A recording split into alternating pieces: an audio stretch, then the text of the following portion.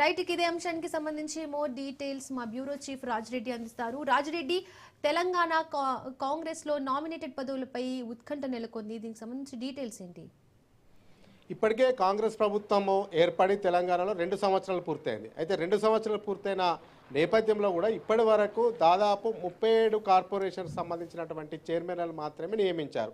ఇంకో దాదాపు 50 ముఖ్యమైన అదేవిధంగా కార్పొరేషన్ నామినేటెడ్ పదవులు అట్లే పెండింగ్లో ఉన్నాయి. అయితే ఇప్పుడు ఇందులో దాదాపు ఒక 25 నుంచి 30 వరకు కార్పొరేషన్ చైర్మన్లను నియమించనున్నట్లు సమాచారం తెలుస్తుంది. అప్పుడా ఇప్పుడా అన్నట్టు, అంటే 1-2 రోజుల్లో ఈ యొక్క కార్పొరేషన్ చైర్మన్ పదవులని భర్తీ చేయాలనేది కూడా భావిస్తుంది. అందుకు తగ్గట్లుగానే ఇప్పటికే కసరత్తు చేసినట్లు తెలుస్తుంది. పిసిసి అధ్యక్షుడు మహేష్ కుమార్ గౌడ్, ముఖ్యమంత్రి రేవంత్ రెడ్డి, అదేవిధంగా తెలంగాణ కాంగ్రెస్ వ్యవహారాల ఇన్ఛార్జి మీనాక్షి నటరాజన్, వీళ్ళు ముగ్గురు కలిసి ఒక నామినేటెడ్ చైర్మన్లకు సంబంధించి ఒక దాదాపు 30 కార్పొరేషన్లకు సంబంధించినటువంటి కసరత్తు చేసినట్టు తెలుస్తుంది. అందులో భాగంగానే 1-2 రోజుల్లో కూడా లిస్ట్ అవుట్ చేయనున్నట్టు తెలుస్తుంది. అయితే ఇప్పుడు కాంగ్రెస్లో ఉత్కంఠ నెలకొంది.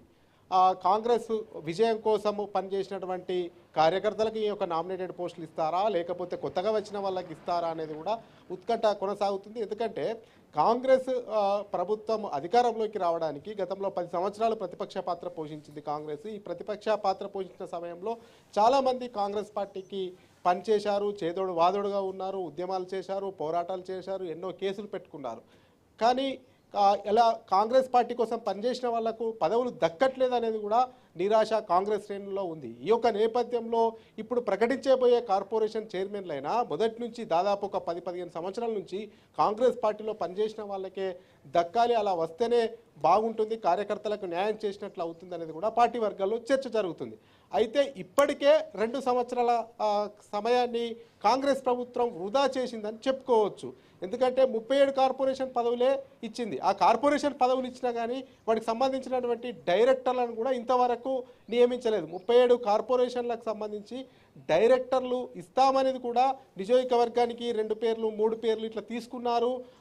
వాటిని కసరత్తు కూడా చేశారు. కానీ ఏ కార్పొరేషన్లో కూడా డైరెక్టర్ పదవులను ఫిల్ చేయలేనటువంటి పరిస్థితి. అయితే కాంగ్రెస్ పార్టీ కోసం శ్రమించి కష్టపడ్డ వాళ్ళు మండల స్థాయి నుంచి, గ్రామ స్థాయి నుంచి రాష్ట్ర స్థాయి వరకు, అటు సెకండ్ కేడర్ కానీ, అటు ముఖ్య నాయకులు కానీ, తర్వాత ఎమ్మెల్యేసి టికెట్లు ఆశించి టికెట్లు రాని వాళ్ళు కానీ, ఇలా చాలామంది ఉన్నారు. కానీ వారికి ఇంతవరకు న్యాయం జరగట్లేదు అనేది కూడా పెద్ద ఎత్తున కాంగ్రెస్ వర్గాల్లో చర్చ జరుగుతుంది. ఈ యొక్క నేపథ్యంలో ఇప్పటికైనా ఈ కార్పొరేషన్ చైర్మన్ పదవులు ఇచ్చే వాళ్లకు కనీసం కాంగ్రెస్లో 10 సంవత్సరాలు పనిచేసిన వాళ్ళకే ఇవ్వాలి, కాంగ్రెస్లో మొదటి నుంచి ఉన్న వాళ్ళకే ఇవ్వాలి.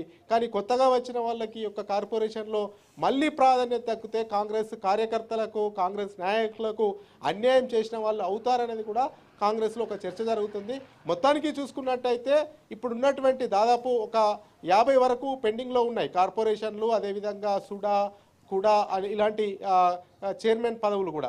అయితే వీటన్నిటిని కలుపుకొని దాదాపు ఒక 20 నుంచి 25 వరకు భర్తీ చేసే అవకాశం ఉంది. మిగతా పెండింగ్కి సంబంధించినటువంటి వాటి ఇప్పుడు 37 కార్పొరేషన్లు ఇప్పటికే ఫైనల్ చేశారు. 37 కార్పొరేషన్లను ఏర్పాటు చేసి వాటికి చైర్మన్లు కూడా ఇచ్చారు. కాబట్టి జూన్లో వాళ్ళ పదవీ కాలం ముగుస్తుంది, 2 సంవత్సరాలు పూర్తవుతాయి.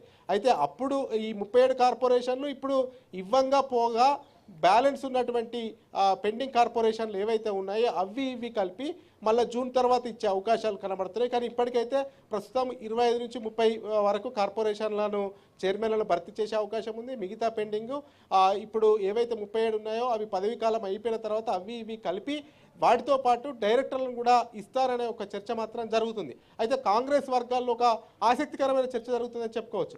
ఈ కార్పొరేషన్ చైర్మన్ పదవులు కానీ, నామినేటెడ్ పోస్టులు కానీ కాంగ్రెస్ ప్రభుత్వము అధికారంలోకి వచ్చి డిలే చేస్తుంది.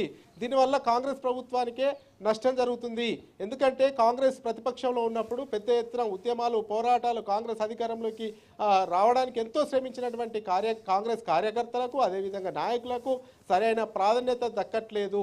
ఎమ్మెల్యేలు గెలిచారు, కొంతమంది మంత్రులయ్యారు, వాళ్ళే హ్యాపీగా ఉన్నారు తప్ప మిగతా వాళ్ళు ఏమాత్రం సంతృప్తిగా లేరు. కాబట్టి ఇక ఆలస్యం అమృతం విషం కాకుండా తొందరగా వీలైనంత సాధ్యమైనంత తొందరగా కష్టపడి పనిచేసినటువంటి కార్యకర్తలను, నాయకులను గుర్తించాలి. వారికే కార్పొరేషన్ చైర్మన్ పదవులు ఇవ్వాలి, సుడా అదేవిధంగా కూడా ఇలాంటి చైర్మన్ పదవులు ఏమైనా ఉంటే కూడా వాళ్ళకే ఇవ్వాలి. అదేవిధంగా ఇప్పుడు ఖాళీ అయ్యే జూన్లో ఖాళీ అవుతున్నటువంటి కార్పొరేషన్ పదవులు కూడా పార్టీ కోసం డెడికేట్ అయి అంకితమైనటువంటి వాళ్ళకే ఈ యొక్క చైర్మన్ పదవులు ఇవ్వాలనేది కూడా కాంగ్రెస్ వర్గాల్లో చర్చ జరుగుతుంది. మరి 1-2 రోజుల్లో ఈ యొక్క కార్పొరేషన్కి సంబంధించినటువంటి చైర్మన్ పదవులు భర్తీ కాబోతున్నట్టు తెలుస్తుంది, పెండింగ్లో ఉన్నాయి. మరి కాంగ్రెస్ పార్టీ కోసం పనిచేసిన వాళ్ళకి ఇస్తారా, లేకపోతే కొత్తగా జాయిన్ అయిన వాళ్ళకి ఇస్తారా, ఎలాంటి ప్రాధాన్యత ఇస్తారు అనేది కూడా ఆసక్తి నెలకొంది. మొత్తానికైతే వీటికి సంబంధించినటువంటి జాబితాకు సంబంధించి ఒక 25 నుంచి 30 వరకు ఈ యొక్క కార్పొరేషన్లకు సంబంధించినటువంటి జాబితాను సిద్ధం చేసినట్లు కూడా మనకు సమాచారం తెలుస్తూ ఉంది. Right Rajireddy, thank you.